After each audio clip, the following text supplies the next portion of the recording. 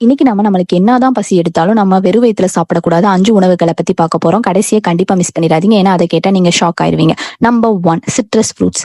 Orange, lemon இதுலலாம் citrus acid அதிகமா contain ஆயிருக்கனால ஸ்டொமக் ஆசிட் ப்ரொடக்ஷனை இது இன்க்ரீஸ் பண்ணி நம்மளுக்கு நெஞ்செரிச்சலை உருவாக்குதுன்னு சொல்றாங்க. Number 2 sugary foods. அதாவது நம்ம காலையில வெறும் வயித்துல அதிகமா இனிப்பு கலந்த பொருளை எடுத்துக்கும் போது அன்னைக்கு ஃபுல்லா நம்மளுக்கு டயர்டாவும் இரிட்டபிளாவும் அப்புறம் பசியோடையும் இருப்போம்னு சொல்றாங்க.